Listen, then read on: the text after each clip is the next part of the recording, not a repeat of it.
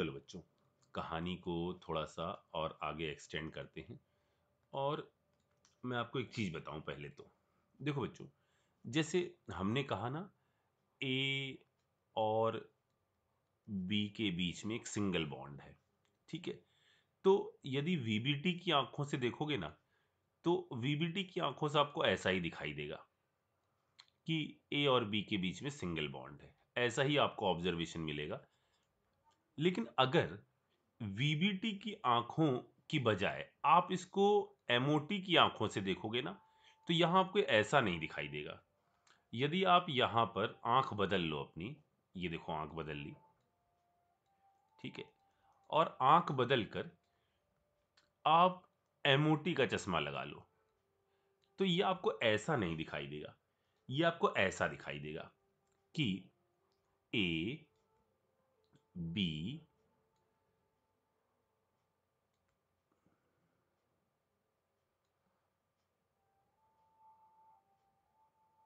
ऐसा, ये कंपाउंड आपको ऐसा दिखाई देगा। सर ये कैसा दिखाई दे रहा है, ये नहीं समझ में आ रहा। ये ऐसा दिखाई देगा। देखो क्या हो रहा है, देखो यहां पर सिग्मा बॉन्ड बना हुआ है। ठीक है, मान लो इसका एक इलेक्ट्रॉन है जो 1s में है, इसका भी इलेक्ट्रॉन जो है 1s में है। ठीक है, अब जब 1s वाले कंबाइन होते हैं तो आपका क्या होता है, दो वर्ड बनाते हो आप। एक वर्ड बना रहे हो नॉर्मल वाला, बॉन्डिंग वाला, ठीक है, कंस्ट्रक्टिव इंटरफेरेंस के थ्रू, जिसमें दो इलेक्ट्रॉन हैं। एक ऐसा बना रहे हो जिसके अंदर इलेक्ट्रॉन नहीं है, जिसको एक को आप कह रहे हो सिग्मा 1s और दूसरे को आप कह रहे हो सिग्मा 1s स्टार। देखो बच्चों, अगर आप इसको, इस वाले को ऐसे सोचो कि मान लो हमने इसको ऐसे कहा कि ये एक s ऑर्बिटल है, ठीक है, और ये एक s ऑर्बिटल है, और दोनों एक साथ कंबाइन हो रहे हैं। तो जब इसके अंदर कंस्ट्रक्शन हो रहा होगा या कंस्ट्रक्टिव इंटरफेरेंस हो रहा होगा या बीएमओ बन रहा होगा, तो कैसा दिख रहा होगा, जहां पर इलेक्ट्रॉनिक वेव कंबाइन होती हैं वहीं पर ही आपका वैल्यू जो है बढ़ जाती है।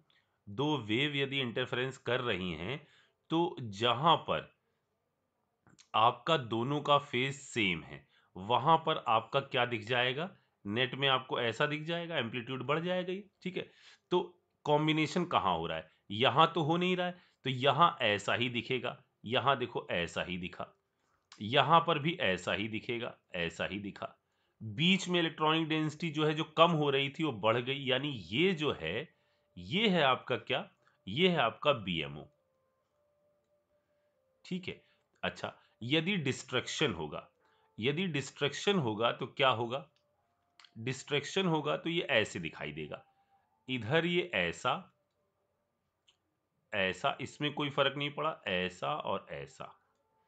इधर ये ऐसा, ऐसा और ऐसा। ठीक है, यहां इलेक्ट्रॉन है दो, तो देखो ये, अब जरा, अब आप समझो, अब आपको ये चीज समझ में आएगी। ये जो है, ये हमने क्या बना दिया है, ये हमने बना दिया है बीएमओ। ये हमने क्या बना दिया, ये वाला इधर बना दिया। और इसके पास खाली है, क्या चीज खाली प्रेजेंट है इसके पास, इसके पास खाली है एबीएमओ। ये है आपका ब्लैक वाला एबीएमओ, और ये जो रेड वाला है, ये है आपका बीएमओ। ठीक है, तो यदि आप इस चश्मे से देखोगे ना, एमओटी के चश्मे से, तो ऐसा दिखाई देगा। जैसे अगर कहीं डबल बॉन्ड होता, कहीं डबल बॉन्ड होता, ए और बी के बीच में डबल बॉन्ड है, तो एमओ, वीबीटी के चश्मे से तो आपको ऐसा ही दिखाई देगा। लेकिन एमओटी के चश्मे से ये ऐसा नहीं दिखाई देगा, एमओटी के चश्मे से ऐसा दिखाई देगा। ए, यहां पर ये पहले वाला है, 1s की ओवरलैपिंग से एक बना है ये, तो ये ऐसा, ऐसा जैसा दिख रहा था वैसा ही। ठीक है, और क्या दिखाई देगा, अब यहां पर ओवरलैपिंग हुई है पाई वाले की, तो अब आपको यहां पर ये दिखाई दे रहा होगा, ऐसा, ऐसा, ऐसा, ऐसा। ये पाई पाई की ओवरलैपिंग से जब डिस्ट्रैक्शन हुआ है तो ये, और ऐसा और ऐसा। ये है कहानी किसकी, जब आप देख रहे होगे किससे, एमओटी के चश्मे से। जब एमओटी का चश्मा लगाओगे ना तो आप ये चीज ऑब्जर्व करोगे। ठीक है सर, ये तो समझ में आया, चश्मा बदलने से दुनिया बदल रही है यहां पर, इतनी चीज तो समझ में आ गई। इसका यूज क्या है? देखो बच्चों, इसका यूज ये है कि यदि मैंने आपसे कहा कि बच्चों एक काम करो, मुझे बताओ कि, एक एग्जांपल लेते हैं बच्चों, मुझे बताओ कि यदि आपसे कहा जाए कि एक CH3 है, इसके पास एक लीविंग ग्रुप जुड़ा हुआ है, ठीक है, और इसकी तरफ अप्रोच करने आ रहा है, अटैक करने आ रहा है न्यूक्लियोफाइल। अरे सर, इसमें क्या बड़ी बात है, ये तो हमको पता है।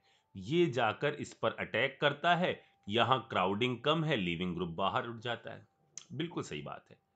अगर आपको किसी ने इसमें यह कह दिया कि ये जो न्यूक्लियोफाइल है, ये न्यूक्लियोफाइल अपने इलेक्ट्रॉन जो है वो कार्बन के एंटी बॉन्डिंग मॉलिक्यूलर ऑर्बिटल में देता है, एंटी बॉन्डिंग एमओ में देता है, तो ये स्टेटमेंट अब आपको ट्रू लगना चाहिए। क्योंकि देखिए, आप अब तक जस्टिफाई कैसे करते थे कि लीविंग ग्रुप है और इसके पास यहां डेल पॉजिटिव चार्ज है, ये आकर इस पर भिड़ रहा है, ऐसे जस्टिफाई करते थे।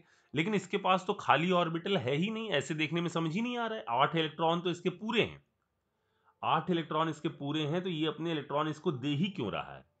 क्यों इसके अंदर इलेक्ट्रॉन जा रहे हैं? तो इसका जवाब है, ये ऐसे नहीं है, ये ऐसे है, ऐसे कि ये सिग्मा बॉन्ड बना हुआ है।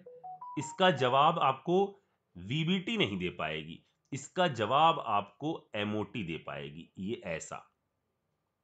और ये अपने इलेक्ट्रॉन जो हैं इसके एंटी बॉन्डिंग मॉलिक्यूलर ऑर्बिटल में दे रहा है। और जब electrons anti bonding molecular orbital में जाते हैं तो बॉन्ड ऑर्डर इक्वल टू होता है number of electron in bonding minus number of electron in anti bonding by 2। यदि एंटी बॉन्डिंग में इलेक्ट्रॉन बढ़े, यदि एंटी बॉन्डिंग में इलेक्ट्रॉन बढ़े तो बॉन्ड ऑर्डर क्या होगा? घटेगा। यानी इसके यदि एंटी बॉन्डिंग में इलेक्ट्रॉन जा रहे हैं तो इसका ये बॉन्ड ऑर्डर क्या होगा? ये बॉन्ड ऑर्डर डिक्रीज होगा, बॉन्ड लेंथ इंक्रीज होगी और ये बॉन्ड ब्रेक कर जाएगा। इस तरह से ये प्रोसेस होती है। मेरी बात समझ में आई? अब अगली बात सुनो, है मजेदार। अब अगली बात सुनो, दूसरा एग्जांपल लेते हैं। जब हम ये कहते थे कि CH3 CH double bond CH2, इसके अंदर 3 अल्फा हाइड्रोजन हैं, 3 अल्फा हाइड्रोजन हैं, और 3 अल्फा हाइड्रोजन होने के कारण ये आपका 3 हाइपर कॉन्जुगेशन स्ट्रक्चर दिखाता है। और हम कैसे बता देते थे इसके हाइपर कॉन्जुगेशन स्ट्रक्चर को, कि C ये H+ हवा में लटका है और ये C डबल बॉन्ड C और इधर CH2। और हम कहते थे कि यहां वाला जो निगेटिव चार्ज है, ये हवा में लटका, ये निगेटिव चार्ज, ये इधर की तरफ आ रहा है, ये इधर की तरफ आ रहा है, तो कार्बन इन इलेक्ट्रॉनों को कहां पर ले रहा होगा? कार्बन ले रहा होगा अपने, इसके कौन से खाली हैं? चेक करिए, ये सब कैसे हैं? खाली हैं। यानी कार्बन इन इलेक्ट्रॉनों को ले रहा होगा अपने एंटी बॉन्डिंग मॉलिक्यूलर ऑर्बिटल में। यानी जब कभी भी सेकेंड पीरियड की तरफ, सेकेंड पीरियड का कोई एलिमेंट है और उसकी तरफ इलेक्ट्रॉन आ रहा है, तो वो ऑक्टेट तो बढ़ा नहीं सकता। वो इलेक्ट्रॉन क्यों ले रहा है? क्योंकि वो इलेक्ट्रॉन जा रहे हैं उसके एंटी बॉन्डिंग मॉलिक्यूलर ऑर्बिटल के अंदर। तो अगर कहीं ऑब्जेक्टिव आ जाए कि हाइपर कॉन्जुगेशन स्ट्रक्चर्स फॉर्म होते हैं किसके किसके द्वारा, तो इसका सही जवाब होगा यहां पर, ये है आपका क्या, ये है ये है सिग्मा इलेक्ट्रॉन्स। सिग्मा इलेक्ट्रॉन जो सिग्मा बॉन्ड से आ रहे हैं, सिग्मा इलेक्ट्रॉन्स और पाई स्टार के बीच में बॉन्डिंग होती है कब? जब आपका हाइपर कॉन्जुगेशन होता है तब। ये बहुत बहुत बहुत इंपॉर्टेंट चीज चल रही है बच्चों। तीसरा पॉइंट, इसी में एक और चीज समझ लीजिए। अगर ये ऐसा ना होता, हम ऐसे के बारे में बात करते कि CH3 CH2 और इस पर प्लस कर देते। अब आपसे हम कहते कि इसके अंदर क्या हाइपर कॉन्जुगेशन हो रहा होगा? बिल्कुल हो रहा होगा। अब यहां आप क्या कॉन्सेप्ट लगाओगे? यहां ये मत कह देना अब तो यहां इसके पास क्या है, वैकेंट ऑर्बिटल है, तो यहां किसके किस में ज्वाइनिंग हो रही होगी? सिग्मा बॉन्ड या सिग्मा इलेक्ट्रॉन्स जो हैं एंड प्योर पी ऑर्बिटल।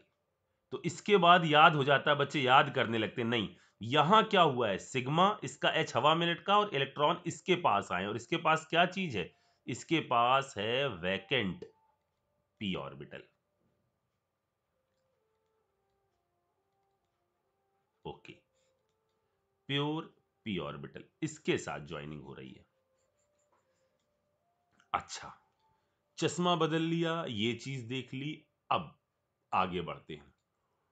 अब मेरी बात सुनो, जैसे ये जो पूरा क्लासिफिकेशन कर रहे हैं हम, वो क्लासिफिकेशन किस तरह से कर रहे हैं? ये जो हम बात कर रहे हैं वो कहां पर बात हमने चालू करी है? Classification on the basis of type of bonding. तो टाइप ऑफ बॉन्डिंग के हिसाब से हम चीजों को दो भागों में डिवाइड करते हैं। पहला भाग है क्लासिकल बॉन्डिंग।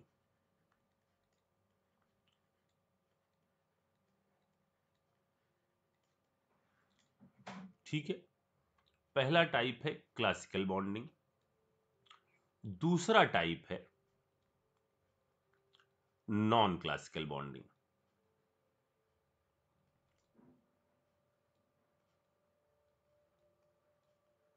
ठीक है, अब जरा मेरी बात सुनो। क्लासिकल बॉन्डिंग का तरीका क्या है? क्लासिकल बॉन्डिंग का तरीका क्या है? मेटल लिगेंड, मेटल के पास क्या है? Vacant orbital.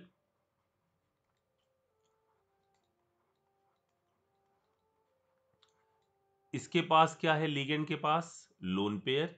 इसने अपने लोन पेयर इसके अंदर कोऑर्डिनेट कर दिए। ये तरीका है क्लासिकल बॉन्डिंग का जो हम सब जानते हैं। लेकिन बच्चों जरा खास बात देखो, लीगेंड्स जो हैं, लीगेंड्स जो हैं वो जनरली कैसे होते हैं? लीगेंड्स कैसे होते हैं? जनरली नॉन मेटल होते हैं। लीगेंड्स जनरली कैसे होते हैं? Non metal. नॉन मेटल का वास्तव में दिली इच्छा क्या होती है? मन की इच्छा क्या है? मन की इच्छा ये है, नॉन मेटल्स करते क्या हैं? इलेक्ट्रॉन लेते हैं, इलेक्ट्रॉन देते हैं। तो नॉन मेटल की इच्छा क्या है? इलेक्ट्रॉन लेने की है। नॉन मेटल क्या करना चाहते हैं? इलेक्ट्रॉन लेना चाहते हैं। इनकी इच्छा ये है, इनके मन में ये चीज है। ठीक है, और मेटल की इच्छा क्या है? मेटल तो जन्मजात ये चाहता है कि वो आपका इलेक्ट्रॉन को किसी को दे दे। अभी ऐसा नहीं हो रहा है। अभी इसने लोन पेयर अपने डोनेट कर दिए सेंट्रल वाले के पास, लेकिन ये जो इनकी इच्छाएं हैं वो भी अपना रूप बढ़ाती हैं अगर यहां पर कंडीशंस कुछ खास इनको मिले। और वो क्या कंडीशंस होती हैं? वो कंडीशन कैसे आती हैं पहले ये देखते हैं। वो कंडीशन आती हैं ऐसे, दो तरीका है उन कंडीशन को आने का। पहला, मेटल लिगेंड, ठीक है, ये अपने इलेक्ट्रॉन इसको दे, सिग्मा बॉन्ड बनाए, और ये अपने इलेक्ट्रॉन इसको वापस दे दे। किस बॉन्ड के थ्रू? पाई बॉन्ड बनाकर। तो नॉन क्लासिकल का एक तरीका ये हो सकता है। नॉन क्लासिकल का एक तरीका ये हो सकता है कि लीगेंड अपने इलेक्ट्रॉन दे पाई बॉन्ड बनाकर और वापस इलेक्ट्रॉन ले, और यहां पर भी पाई से डोनेशन हो और पाई से ही एक्सेप्ट कर लिया जाए। सर ये चीज नहीं समझ में आ रही। रुको रुको रुको रुको जरा। अच्छा, यहां जरा देखो, ऐसा कौन करेगा? पहले ऐसा करने वाले चीजों के बारे में मैं आपको बता दूं। ऐसा सेकेंड पीरियड के जो लीगेंड्स हैं ऐसा करेंगे। सेकेंड पीरियड के लीगेंड जो हैं वो ऐसा करेंगे। इनमें कौन कौन से आते हैं? इनमें आते हैं आपके CO, ठीक है, NO, CN माइनस और NO प्लस। NO या NO प्लस दोनों आपका ये इस कैटेगरी में आते हैं। ये सब क्या करते हैं? इधर करते हैं। ठीक है, यहां पर ये जो हमने लिखा है ना, यहां पर इसमें भी हम दो कैटेगरी बनाते हैं। देखो, इनके पास सबके पास लोन पेयर है, इसने दिया और इसने वापस इन लीगेंड को दिया, लेकिन कहां दिया? सेकेंड पीरियड के एलिमेंट्स हैं, तो इलेक्ट्रॉन आ रहे होंगे तो इनके पास कोई वैकेंट डीवी नहीं है। तो ये इलेक्ट्रॉन किस में ले रहे होंगे? ये इलेक्ट्रॉन ले रहे होंगे अपने अपने, अभी 1 मिनट में समझ में आ जाएगा, लेकिन शुरुआत में थोड़ा सा टाइम लगता है। ये सब ले रहे होंगे अपने अपने एंटी बॉन्डिंग मॉलिक्यूलर ऑर्बिटल के अंदर। ठीक है, ये सब ले रहे होंगे अपने अपने एंटी बॉन्डिंग मॉलिक्यूलर ऑर्बिटल के अंदर। ठीक है, और भी कुछ हो सकते हैं सर। हाँ, कुछ और एलिमेंट्स भी हो सकते हैं। अगर सेकंड के न हुए एलिमेंट्स, जैसे मान लो हमने ये कह दिया PF3 है, PH3 है, इस टाइप के जो कंपाउंड है, PR3 है, या इस टाइप के कोई भी कंपाउंड जिनके पास वैकेंट डी ऑर्बिटल है, जिनके पास वैकेंट डी ऑर्बिटल है, वो वापस ले रहे होंगे कहां पर? अपने, ये सब अपने कहां पर ले रहे होंगे? वैकेंट डी ऑर्बिटल में। ये किनके पास होंगे?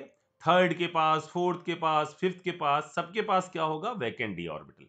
तो ये इलेक्ट्रॉन वापस ले रहे होंगे अपने वैकेंट डी ऑर्बिटल के अंदर।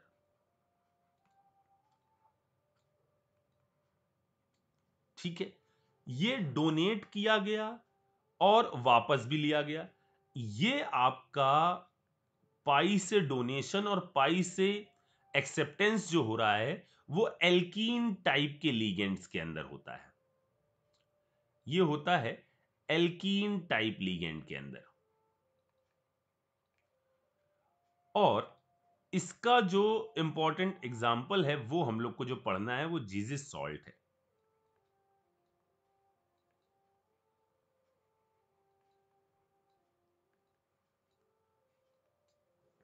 ठीक है, अच्छा, अब सर इसके अंदर आएगा कैसे? देखो बच्चों, कोई भी कॉम्प्लेक्स, इसकी ज्यादातर रिक्वायरमेंट कहां पड़ेगी पता है? मैचिंग होगी कहीं पर। और मैचिंग में वो एक मैचिंग में ऐसा पॉइंट लिख देंगे कि कहीं पर ये लीगेंड है, जैसे ये आता था ब्राउन रिंग कॉम्प्लेक्स के अंदर, इस टाइप का लीगेंड आता था, या कहीं पर मेटल कार्बोनिल है, और इस वाले ऑप्शन में कहीं लिख देंगे कि यहां पर नॉन क्लासिकल बॉन्डिंग हो रही है। या इस नॉन क्लासिकल बॉन्डिंग को हम हिंदी में क्या कहते हैं? हिंदी में कहते हैं देना और लेना, जिसको एक नाम से और जाना जाता है, इसको हम कहते हैं synergic bonding. Synergic bonding, synergic means लेना देना। सिनर्जिक, सिनर्जिक, अरे सिनर्जिक बॉन्डिंग। ठीक, मतलब क्या? लेना देना। अच्छा सर, इसमें होता कैसे, इसको थोड़ा सा आप बताओ ना, और क्या फर्क पड़ता है इसमें? देखो, पहले आप मेरी बात सुनो। इसको हम CO का एग्जाम्पल ही आपके सामने आने वाला है। ठीक है ना, CO का ही एग्जाम्पल आपके सामने आने वाला है, तो इसी से ही समझो जरा चीजों को। देखो बच्चों, ये मेटल है। ठीक है, पहले हम बिल्कुल पिक्चर नहीं बना रहे, पहले हम आपको सिखा रहे हैं कि क्या चीजें हैं। ये है कार्बन, ये है कार्बन के साथ जुड़ा हुआ ऑक्सीजन। ठीक है, अब हुआ क्या, पहले कार्बन ने अपने इलेक्ट्रॉन सेंटर के वैकेंट ऑर्बिटल की तरफ दिए, ठीक। अच्छा, अब ये नॉन मेटल है, ये इलेक्ट्रॉन ले सकता है, इलेक्ट्रॉन ले सकता है, और कहां लेगा अब, तो हम लोगों ने जब पिछले टर्न पर कार्बन मोनोऑक्साइड का एमओ बनाया था पिछले एपिसोड में, तो हम लोगों ने खास बात क्या देखी थी, हम लोगों ने देखा था कि वहां पर हमने एक चेंज कर दिया था। मैं आपको यहां पर पिछले एपिसोड की कहानी बताता हूं, हालांकि अभी देखा होगा आपने, रजिस्टर में लिखा होगा आपका, तो उसके अंदर कुछ ऐसा हो गया था, sigma one S star, sigma two S star, ऐसा। फिर हो गया था सिग्मा टू पी एक्स, इस नहीं normal, sigma two P X normal, और sigma two P X normal नहीं स्टार वाला, फिर pi two P X, pi two P Y, और इधर हो गया था सिग्मा टू पी एक्स, फिर इधर आ गया था pi two P Y, pi two P Z, star star, और इधर सिग्मा टू पी एक्स, एक मिनट, पी एक्स ऐसा आया था। एक सेकंड कुछ गड़बड़ हो गई, ये नहीं था, इधर नहीं था भाई, ये इधर नहीं था, ऐसा था ना, ये वाला कैसे किया था, इसको हमने टू पी एक्स वाले को, एक सेकंड, हमने क्या नॉर्मल क्या होता था, यहां पर ऐसे आता था, एक सेकंड बच्चों, स्टार वाले आएंगे ना इधर, एक सेकंड, इसके अंदर क्या होता था, ये ऐसे आता था, इसके बाद अगला जो होता था, ये वाला पेन ले लें, अगला वाला इस वाले के साथ एक्सचेंज करते थे हम लोग, इस वाले के साथ एक्सचेंज करते थे, ठीक है, और इसकी जगह लिखते थे सिग्मा टू पी एक्स, ये वाला लिखते थे। फिर आता था pi two P Y, pi two P Z, फिर यहां आ जाता था सिग्मा टू एस स्टार, फिर आ जाता था pi two P Y, check कर लो, पाई टू पी जेड, इनके स्टार और ऐसे, और इधर आ जाता था sigma two P x star, ठीक है, ऐसा चलता था। अब यदि आप यहां देखो तो सीओ के अंदर कितने इलेक्ट्रॉन है, 14, 2 2 4 2 6 2 8 2 10 2 12, 2 2 4 2 6 2 8 2 10 2 12 2 14, ये पूरे फिल है, ठीक है। ये जो है ये इलेक्ट्रॉन जो हैं ये इसके कैसे हैं, खाली हैं, ठीक।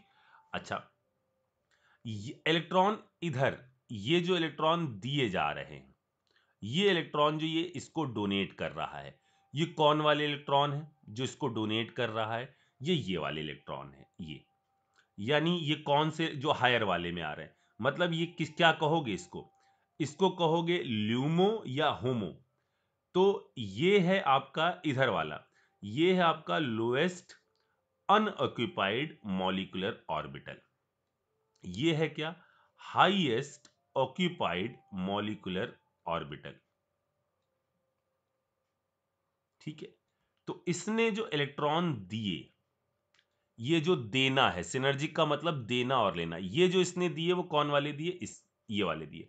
और देखो CO का जब आप बॉन्ड बना लोगे तो उसके बाद यदि आप MOT की आंखों का चश्मा लगाकर देखोगे तो आप ये पाओगे कि ये सब कैसे हैं, खाली हैं।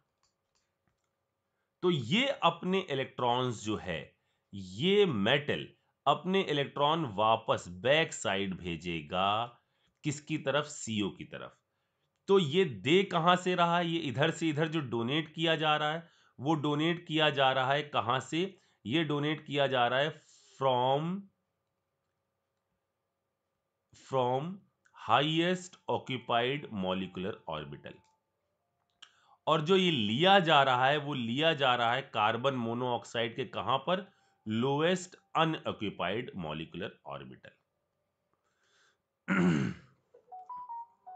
इतनी बात समझ में आई? अच्छा, अब मेरी बात सुनो। अब मैं इस चीज को थोड़ा सा और बड़े फॉर्म में लिखता हूं। यहां से ये लॉजिक समझ में आ गया कि इलेक्ट्रॉन दे कौन रहा है और इलेक्ट्रॉन किस ऑर्बिटल से दिए जा रहे हैं, किस ऑर्बिटल से लिए जा रहे हैं। अब सिनर्जिक में होता क्या है, जरा इस चीज को पकड़ो। जैसे हमने कहा एम, ठीक है, यहां हमने कहा सी, यहां हमने कहा ओ, ठीक। इसने अपने इलेक्ट्रॉन दिए, यहां से इलेक्ट्रॉन्स वापस आए। सर ये कौन से इलेक्ट्रॉन है? जो इसके डी में इलेक्ट्रॉन है, जो पेयरिंग वेयरिंग वाले इलेक्ट्रॉन मौजूद हैं। ये जब आ रहा है तो स्ट्रॉन्ग फील्ड लिगेंड है, इसने पेयरिंग करवा दी होगी। जो भरे हुए हैं ना, वो वापस आ रहे हैं इसके पास, क्योंकि एक तरफ वाटर लेवल कैसा है, ज्यादा है। इलेक्ट्रॉन्स मींस क्या, वाटर लेवल, और दूसरी तरफ वाटर लेवल कम है, इसके एंटी बॉन्डिंग वाले कैसे हैं, खाली। ये वापस आ रहा है। अच्छा, अगर मैं आपसे पूछूं कि सिनर्जिक बॉन्डिंग के दौरान मेटल और कार्बन, एम और कार्बन के बीच की, ऐसे लिखते हैं, ऐसे लिखते हैं कि ड्यूरिंग सिनर्जिक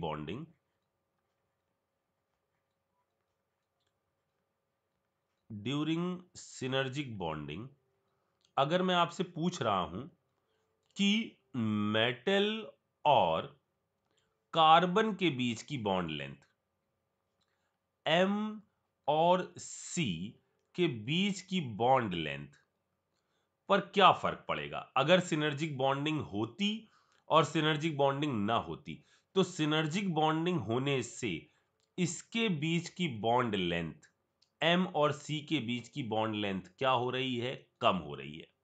क्यों कम हो रही है? क्योंकि यहां पर पहले सिंगल बॉन्ड था, अगर सिनर्जिक बॉन्डिंग ना होती तो सिंगल बॉन्ड था, और अब ये डबल बॉन्ड आने लगा, यानी बॉन्ड लेंथ कम हो रही है।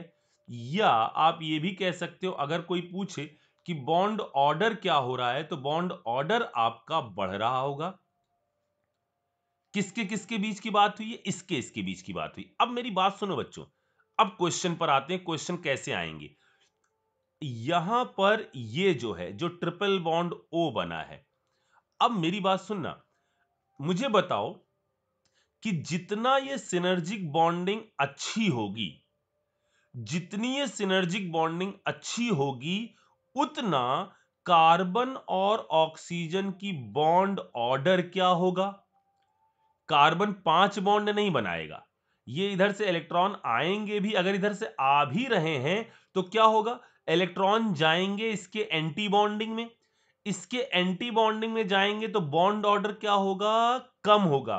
तो कार्बन और ऑक्सीजन के बीच का बॉन्ड ऑर्डर डिक्रीज करेगा।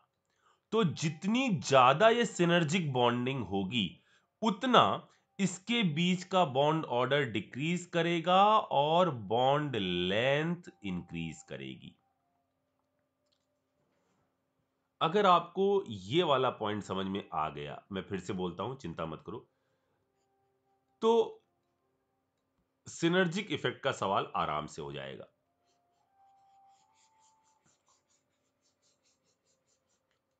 सुनो फिर से, हमने कहा ये अपने इलेक्ट्रॉन दे रहा है, कोई दिक्कत नहीं। जब इसने वापस भेजा, तो मेटल और कार्बन का बीच का बॉन्ड तो स्ट्रांग हुआ, लेकिन ये इलेक्ट्रॉन गए इसके एंटी बॉन्डिंग में। एंटी बॉन्डिंग में गए, यानी इसके अंदर अगर हम बॉन्ड ऑर्डर कैलकुलेट करें तो number of electron bonding minus anti bonding, anti bonding में इलेक्ट्रॉन बढ़ रहे हैं, यानी बॉन्ड ऑर्डर डिक्रीज कर रहा है, यानी कार्बन और ऑक्सीजन की बॉन्ड लेंथ क्या होगी, बढ़ेगी। सिंपल सा लॉजिक, जितना इधर से इलेक्ट्रॉन आएगा उतना यहां पर ट्रिपल बॉन्ड जो है वो नहीं रहेगा, यहां डबल बॉन्ड होना चाहेगा, यानी बॉन्ड लेंथ बढ़ जाएगी। दोनों लॉजिक में कोई भी पकड़ लो। तो जितना यहां से जितनी ज्यादा सिनर्जी होगी, उतना कार्बन और ऑक्सीजन का बॉन्ड ऑर्डर डिक्रीज करेगा, बॉन्ड लेंथ बढ़ेगी, बॉन्ड वीक होगा। लेकिन यह बॉन्ड कैसा होता जाएगा, उतना ही स्ट्रांग होता जाएगा। अब मुझे लगता है आपको क्लियर हो गया होगा। अच्छा, सिनर्जी किसमें ज्यादा होगी, किसमें कम होगी? सिनर्जी किसमें ज्यादा होगी, किसमें कम होगी, वो डिपेंड करता है एम एटम के ऊपर, एम के ऊपर आने वाले चार्ज पर। अगर एम पर कोई चार्ज नहीं है, न्यूट्रल है, एम पर प्लस चार्ज है, इस मेटल पर माइनस चार्ज है, तो जब इस मेटल पर माइनस चार्ज होगा, मेटल कार्बोनिल में कुछ भी आ सकता है, मैंने आपसे कहा था, जब इस मेटल में निगेटिव चार्ज होगा, तो उस वक्त ये वाला बॉन्ड, मेटल और कार्बोनिल वाला बॉन्ड कैसा बनेगा? जितना निगेटिव चार्ज, यानी अब मेटल का जो साइज है, किसी एटम पर यदि निगेटिव आ जाता है, तो न्यूक्लियस का इलेक्ट्रॉन पर होल्ड जो होता है वो कम हो जाता है, यानी इस वक्त सिनर्जी जो होगी वो बहुत ज्यादा होगी। यहां पर यदि मेटल पर कभी प्लस चार्ज आ जाता है, तो उसका साइज छोटा हो जाता है। यहां सिनर्जी कैसी होगी? सबसे ज्यादा। यहां सिनर्जी कैसी होगी? इस केस में यदि मैं ऐसे ही एरो लगाकर लिख दूं, तो इस केस में सिनर्जी जो होगी वो लीस्ट होगी। ये केस है मोस्ट, ये है लीस्ट, और ये है बीचों बीच। अगर मैं यहां पर आपसे कहूं कि bond order of M and C, इन तीनों केस में इसको मैं एक्स कह रहा हूं, इसको मैं वाई कह रहा हूं, इसको मैं जेड कह रहा हूं, तो बॉन्ड ऑर्डर एक्स और सी का यदि मैं बात करूं, तो इसके अंदर सिनर्जी ज्यादा होगी, ज्यादा तगड़ा बॉन्ड बन रहा होगा, यानी बॉन्ड ऑर्डर जेड का कैसा होगा? छोटा, और वाई का कैसा होगा? बड़ा, एक्स का मिड में। अगर मैं बॉन्ड ऑर्डर यहीं पर ही, अगर मैं बॉन्ड ऑर्डर ऑफ CO पूछ लेता, यदि मैं यहां पर बॉन्ड ऑर्डर CO का पूछ लेता, तो CO का बॉन्ड ऑर्डर क्या हो जाता? यहां पर सिनर्जी ज्यादा हो रही है, यानी Z का जो बॉन्ड ऑर्डर होता वो कैसा होता? ज्यादा, देन X और उसके बाद Y। क्योंकि यहां सिनर्जी कम हो रही है, तो ये बॉन्ड कम बना, ये बॉन्ड कम बना, तो यहां का बॉन्ड ऑर्डर कैसा रहेगा? एक मिनट, उल्टा बोल दी क्या? एक सेकंड एक सेकंड एक सेकंड, ये लीस्ट हुई। एक मिनट, मेट बॉन्ड ऑर्डर बता रहे हैं, बॉन्ड ऑर्डर जब ये जेड है, ना ना ना ना ना, bond order, bond order, order order order order order order, एक सेकंड बच्चों, बॉन्ड ऑर्डर ऑफ, एक सेकंड, बॉन्ड ऑर्डर ऑफ किसके बारे में बात कर रहे हैं? एम और इसके बारे में। तो बॉन्ड का ऑर्डर बता रहे हैं ना, हम बॉन्ड लेंथ से सोचने लग गए थे। तो यहां पर जेड आपका अच्छी तरह देगा, यानी यहां पर नंबर ऑफ बॉन्ड्स जो हैं वो ज्यादा बनेंगे, यानी बॉन्ड ऑर्डर जो है वो जेड का कैसा होगा? ज्यादा होगा। और वाई का बॉन्ड ऑर्डर जो है वो कैसा आएगा? कम आएगा, क्योंकि सिनर्जी कम हो रही है, तो यहां का बॉन्ड स्ट्रांग नहीं होगा तो कम आएगा। और एक्स, ये ऑर्डर होगा एम और सी के बीच का बॉन्ड ऑर्डर का। और सी और ओ के बीच का बॉन्ड ऑर्डर, जेड वाले में ज्यादा सिनर्जी हुई, यानी जेड वाले में ट्रिपल बॉन्ड नेचर जो है कम रहा, यानी जेड वाले के अंदर CO का बॉन्ड ऑर्डर छोटा होगा। जेड छोटा, एक्स, और वाई, वाई वाले में क्या हुआ? ये सिनर्जी हुई ही नहीं। ये सिनर्जी यदि नहीं हुई तो इसका बॉन्ड ऑर्डर ज्यादा रहेगा। सिमिलरली, अगर मैं यहां पर ही इनके बीच में बॉन्ड लेंथ पूछ लूं, यहां इसके बीच में बॉन्ड लेंथ पूछ लूं, तो ऑर्डर इसका जस्ट उल्टा हो जाएगा। जिसका बॉन्ड ऑर्डर ज्यादा, एम और इसके बारे में ही बात कर रहे हैं, जिसका बॉन्ड ऑर्डर ज्यादा उसकी बॉन्ड लेंथ कम, ऐसा। सिमिलरली,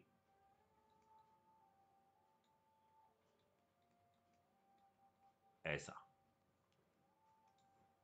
ये बात समझ में आ रही? ठीक है। अब इसके बाद एक अगली कहानी सुनो। जब फ्री सीओ के बारे में बात हम करते हैं, bond length of free CO, कहीं कोई सिनर्जी एनर्जी नहीं हो रही, अकेला एक सीओ का मॉलिक्यूल मैंने लिया हुआ है, तो इसके अंदर जो बॉन्ड लेंथ होती है, ये याद रखना है आपको, बॉन्ड लेंथ होती है वो होती है 1.128 एंगस्ट्रॉम। ठीक है। और जब सिनर्जी कहीं होती है और ये बॉन्ड लेंथ यहां से बढ़ती है, तो बढ़कर इसकी मैक्स लिमिट जो होती है इससे ऊपर नहीं जाती। जो इसकी मैक्सिमम लिमिट है ना, वो मैक्सिमम लिमिट है 1 पॉइंट कुछ 15 एंगस्ट्रॉम, इससे ऊपर नहीं जाती। ठीक है, 1.15 एंगस्ट्रॉम ये इसकी मैक्सिमम लिमिट है। तो ये इंफॉर्मेशन आपको काम आएगी कुछ क्वेश्चंस के अंदर। ठीक है, अच्छा ये चीज बता दी। अब एक चीज और समझते हैं। जैसे मैंने आपको एक सिंपल सा एग्जांपल दे दिया और फिर से इसी चीज को मैं पूछ रहा हूं। यहां पर मैं एक क्वेश्चन लिखता हूं। जैसे हमने कहा एम सीओ का होल 6, इधर मैं प्लस लगा देता हूं, एक ये ले लेते हैं ए।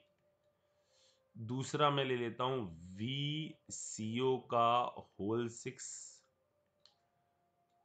तीसरा मैं ले लेता हूं वी सीओ का होल 6, डब्बे के ऊपर चार्ज माइनस लगा देता हूं। और एक ले लेता हूं टी आई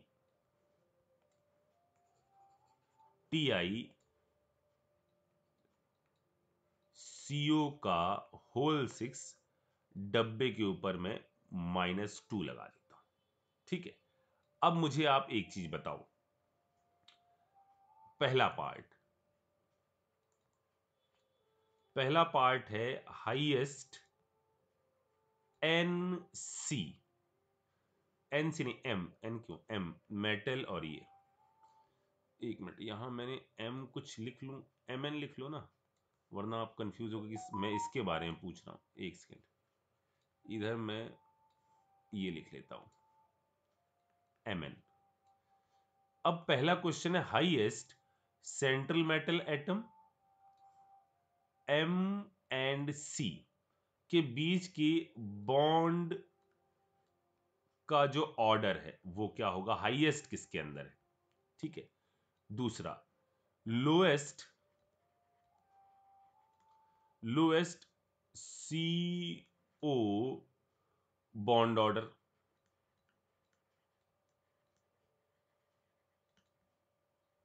ठीक है। तीसरा lowest M and C bond length.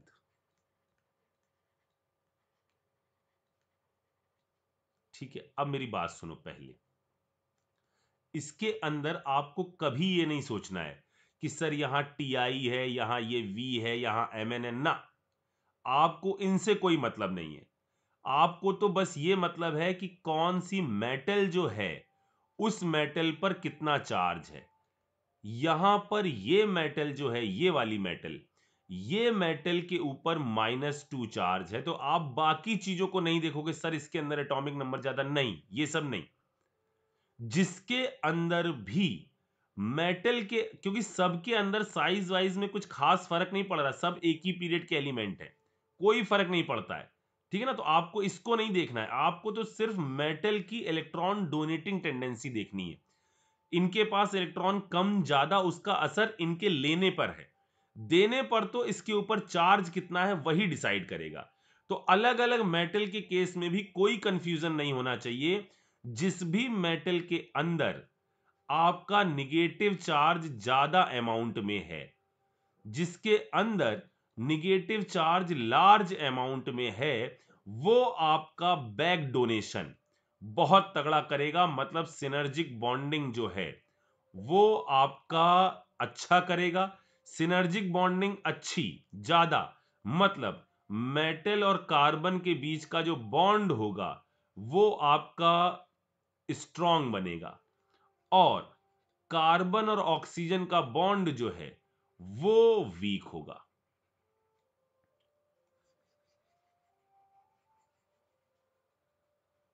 ठीक। अच्छा, एक बात और सुनो। अब आप इसको, पहले तो इसको मुझे बताना कि इसका आंसर क्या आ रहा होगा। जैसे मैंने एक टर्म और आता है, नोट करके इसका एक, ये नोट का ये पॉइंट ए मान लेते हैं, फिर एग्जांपल हो गया, फिर नोट और ये बी पॉइंट लिखते हैं। मेंस में कभी कभार एक बकवास टर्म पूछा जाता है, और वो होता है बॉन्ड स्ट्रेचिंग फ्रीक्वेंसी।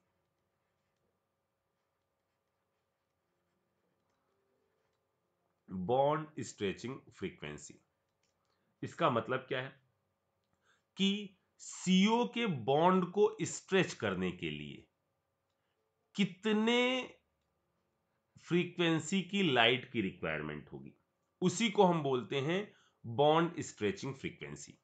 मतलब ये क्या टर्म है, एक्सपेरिमेंटली हमको जो पता चलता है ना कि इसके बीच की बॉन्ड छोटा है या बड़ा है, उसके लिए हम क्या करते हैं, उस पर रेडिएशन डालते हैं। अगर बॉन्ड सीओ का छोटा है तो हमको ये जो फ्रीक्वेंसी देनी पड़ेगी उसको स्ट्रेच करने के लिए वो ज्यादा देनी पड़ेगी, और बॉन्ड यदि बड़ा है तो उस, अब स्ट्रेच होकर कहां तक जा सकता है, मैक्सिमम लिमिट यही है। बॉन्ड बड़ा है तो आपका उसके लिए स्ट्रेचिंग फ्रीक्वेंसी जो है कम देनी पड़ेगी। मतलब अगर ये कभी आ जाए तो इसके लिए सीधे सीधे एक इंफॉर्मेशन कि bond order is directly proportional to, सीधे सीधे ये बात लिख लेते हैं, bond order is directly proportional to bond stretching frequency.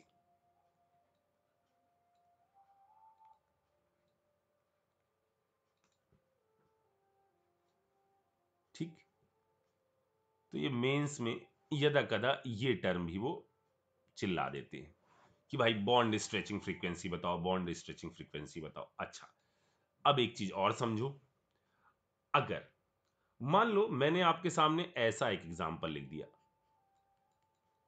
जैसे मैंने कहा कि NiCO का होल 5, और इधर मैंने लिख दिया PF3। ठीक है, एक ही कंपाउंड ले लिया मैंने, और दूसरा कंपाउंड मैंने ले लिया NiCO का होल 6 ही ले लो। चलो अभी इसको ले लो, और इन दोनों में आपसे मैंने पूछा कि बताओ कि इसके अंदर किसके अंदर कार्बन और ऑक्सीजन की बॉन्ड लेंथ, ऐसे लिख देते हैं, बॉन्ड लेंथ CO, इसके अंदर X है, इसके अंदर Y है, और आपसे पूछा गया बताओ X और Y में कौन सा ज्यादा होगा। तो देखो बच्चों, यहां पर ये जो आपने एक लीगेंड लगा रखा है, ये लीगेंड पर कैसा चार्ज है, डेल चार्ज है।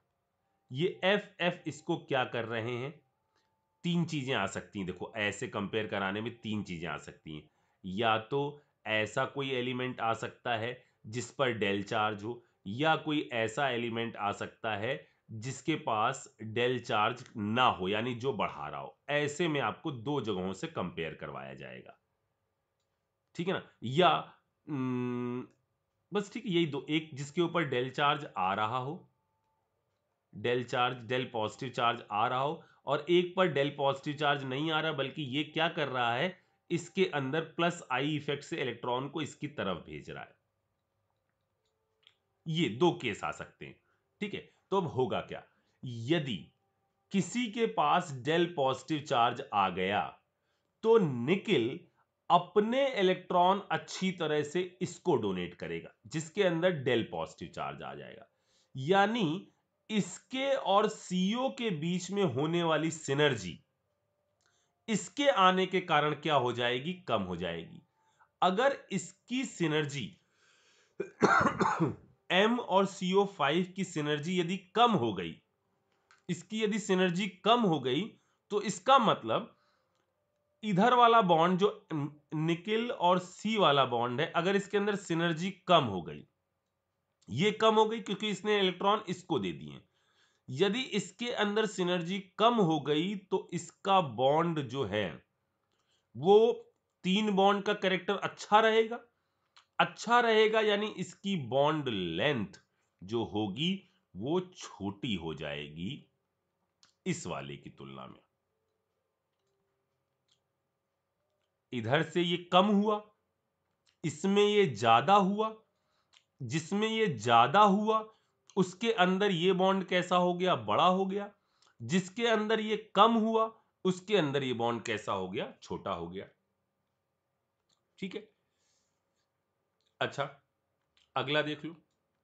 मान लो हमने ये कंपेयर करने को कह दिया होता, इसी तरह से NiCO का होल 6 और अगला मॉलिक्यूल इसी टाइप का एंड NiCO का होल 5, इधर मैं ले लेता हूं NMe3।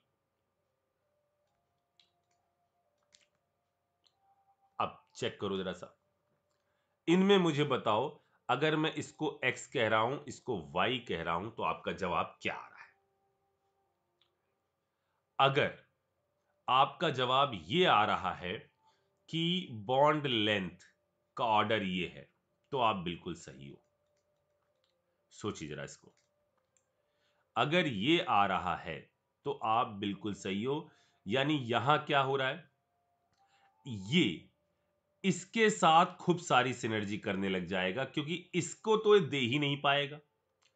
इसके साथ खूब सारी सिनर्जी करने का मतलब क्या है? यहां ये 6 के साथ सिनर्जी कर रहा था, यहां ये 5 के साथ सिनर्जी कर रहा है। यानी यहां ये Ni कम के साथ सिनर्जी कर रहा है, तो ज्यादा इलेक्ट्रॉन भेजेगा। ज्यादा इलेक्ट्रॉन भेजेगा तो कार्बन और ऑक्सीजन के बीच की बॉन्ड लेंथ कैसी हो जाएगी? बढ़ जाएगी। ठीक है, ये चीज भी हो गई। Okay okay okay. अच्छा, एक और एग्जांपल आप करके मुझे बताओ, इसके अंदर मेटल और कार्बन के बीच की बॉन्ड लेंथ का क्या ऑर्डर होगा? NiCO होल 4 FeCO होल 4 डब्बे के ऊपर -2 एंड CO होल 4 डब्बे के ऊपर minus. Find order of bond length of MC। ठीक, इसको जरा बताओ। अब मैं थोड़ा सा आगे बढ़ता हूं और इसके अंदर वो जो एक एग्जाम्पल था ना, ये तो हमने सारे ये निपटा लिए। कौन वाले? ये वाले सारे निपटा लिए जो इधर वाले केस आ रहे हैं, इन सब में ऐसा ही। अब बात कर लेते हैं जीसस सॉल्ट के बारे में। ये कैसा है और इसके अंदर क्या होता है, इसके बारे में बताता हूं आपको, जरा सुनिएगा। तो इसका जो फॉर्मूला है, यहां पर मैं इसके बारे में, ये सारा जो है इसको हम बड़ा हेडिंग डाल देते हैं, इसको कह देते हैं सारी कहानी चल रही है केस 1 के बारे में। ठीक है, अब कहानी यहां पर ये बहुत छोटी सी कहानी है केस 2 के बारे में। लेकिन बच्चों, ये वीडियो तो डाउनलोड होने में काफी टाइम लग जाएगा, रुक जाओ, एक छोटा सा और बना लेता हूं मैं।